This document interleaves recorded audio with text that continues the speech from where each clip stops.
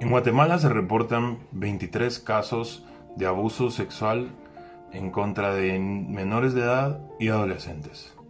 Derivado de ello, nacen 6 bebés de niñas menores de 14 años producto de una violación. Hola, soy Mecho Estrada, tengo 25 años y este es mi testimonio. Bueno, mi nombre es Diego Escal, tengo 22 años y este es mi testimonio. Muy buenas tardes, mi nombre es Verónica Paz de Brenes y soy psicóloga y también doctora en investigación.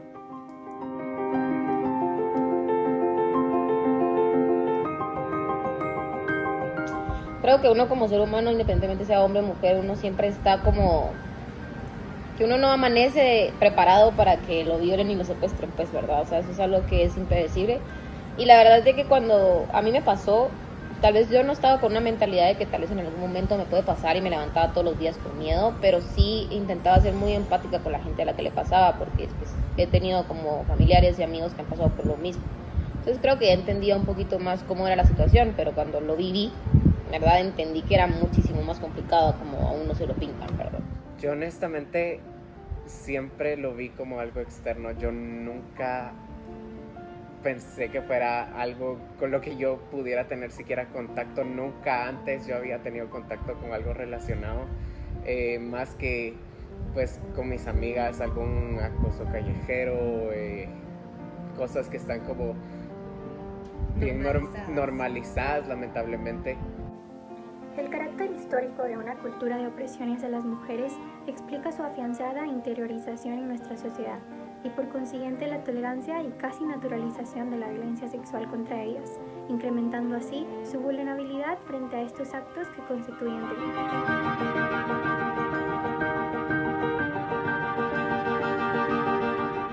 La persona que abusó de mí estaba dentro de mi círculo social, entonces como que todo mi grupo estaba dividido y me afectó mucho a nivel psicológico. Siento yo que yo ya ni siquiera podía convivir en paz. Cuando había gente que convivía con él, yo me sentía mal y, o sea, se transformó en algo más lejano que solo el abuso.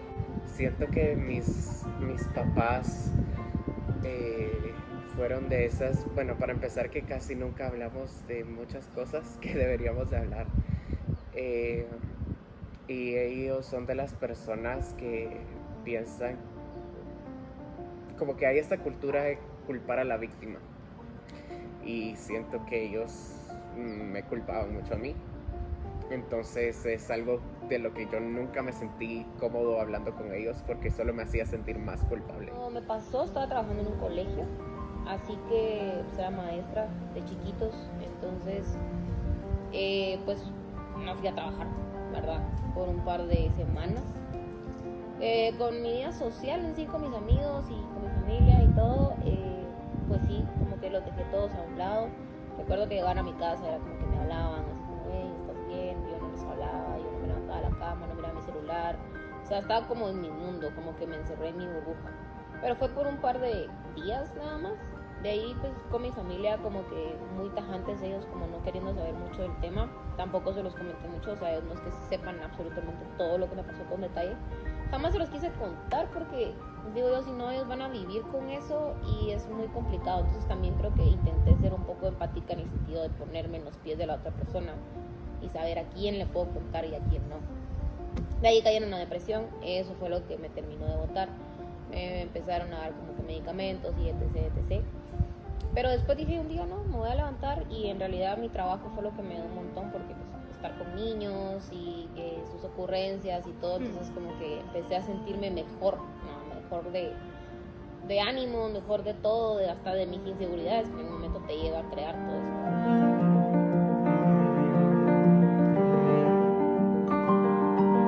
Bueno, verificar cualquier cambio de conducta que surja, sobre todo en un niño, que es más común poderlo notar, aunque también jóvenes, cuando ya en la juventud empiezan a tener cambios, por ejemplo, a aislarse o a disminuir en sus estudios, es importante, en lugar de preguntarle el por qué, mejor investigar para verificar verdaderamente cuál es la causa del decaimiento, ya sea intelectual o social, que está teniendo el niño o el joven en todo caso. Y por supuesto buscar la ayuda profesional adecuada.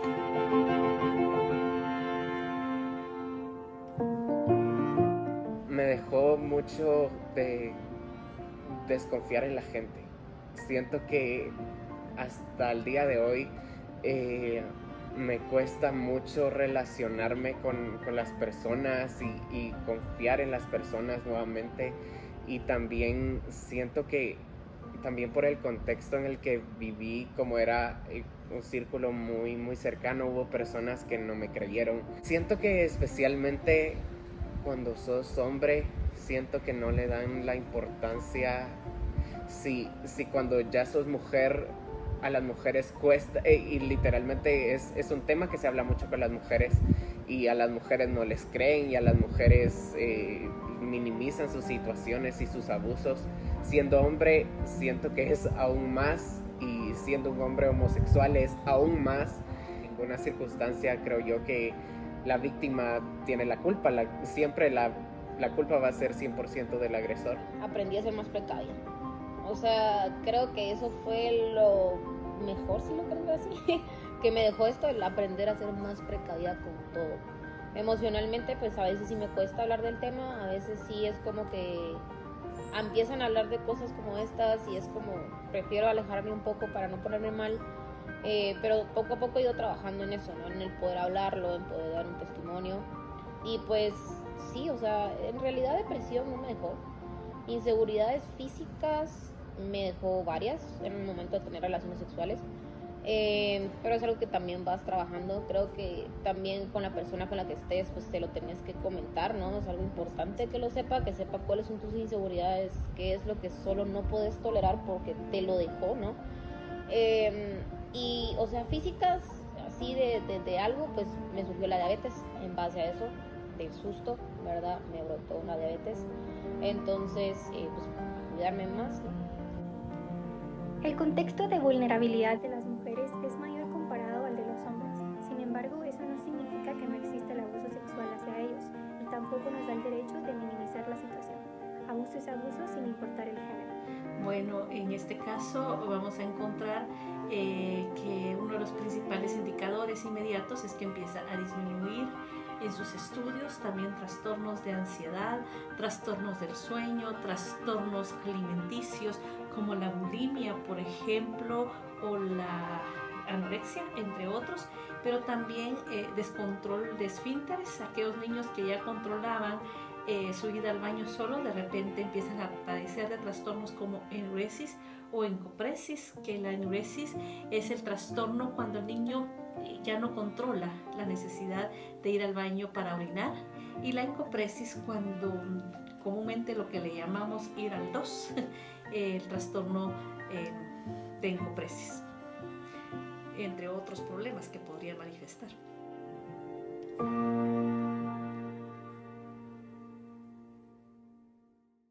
Sí se puede, pero de hecho la víctima tiene que ser consciente de que hay un problema y aceptarlo como tal, y que el mismo tiene consecuencias graves en su personalidad si no los trata a tiempo, y por supuesto de buscar la ayuda profesional idónea oportunamente.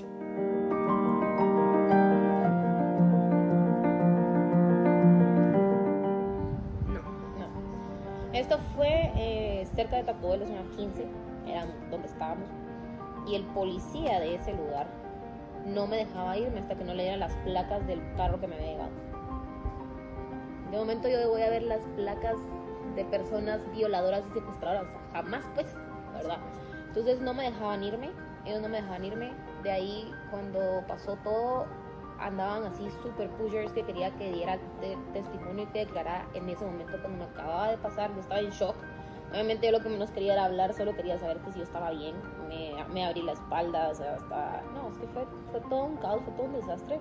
Y yo lo único que quería era saber que estaba bien físicamente. Entonces, no, yo no quise seguir con la declaración porque en realidad la policía no iba a hacer nada. No iba a hacer nada, pasaron 4 meses y en realidad seguía el caso ahí parado. No iban a hacer nada, entonces creo que por sanidad mía dije, mejor lo dejo ahí, mejor yo lo supero y ya pasó. La PDH me apoyó muchísimo. La PDH me apoyó muchísimo. Igual hubo una organización que se llama Activos, creo yo que se llama. No me acuerdo exactamente el nombre, pero es una organización LGBT. Y me dieron asistencia psicológica, me dieron exámenes gratis.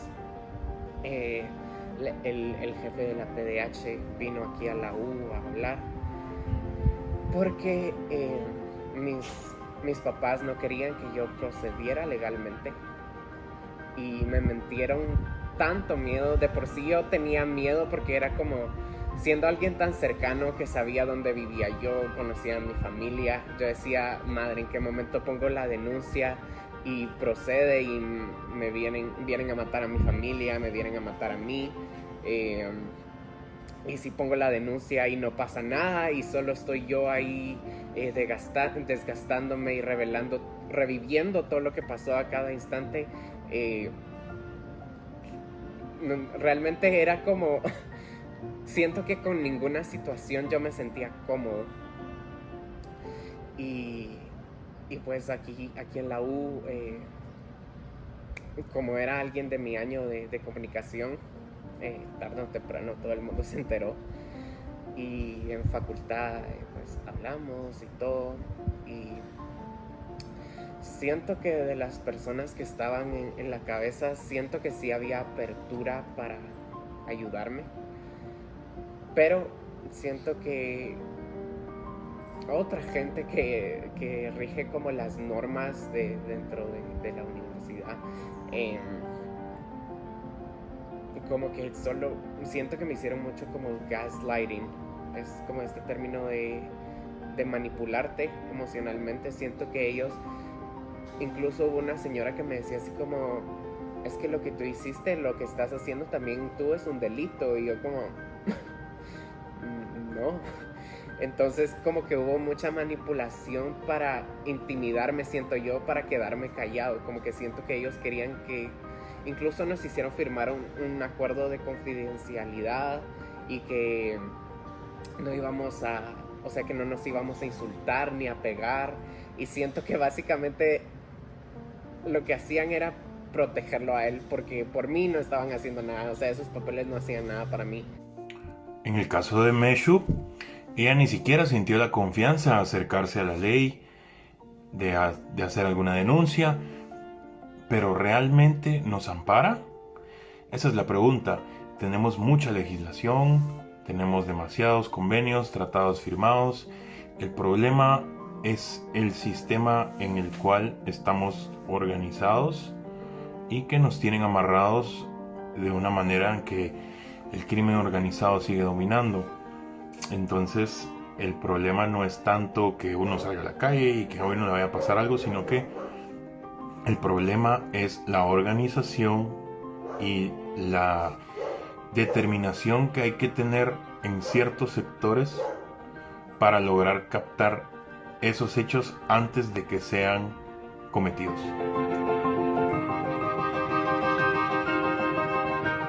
Yo quisiera que la gente que está pasando o ha pasado por lo mismo sepan que no están solos ni solas. Hay mucha gente que les va a creer y que no les va a dejar solos. Así como hay gente que se va a burlar o que no les va a creer, hay mucha gente que sí les va a apoyar. Y confíen en el proceso, cada quien tiene su tiempo. No importa cuánto tiempo haya pasado y si a ustedes les sigue doliendo, es totalmente válido. No importa si les toma 3 años, 10 años hablarlo, es algo que duele mucho, pero de cierta manera te enseña mucho sobre la empatía. Pues creo que más que todo que hablen, ¿verdad?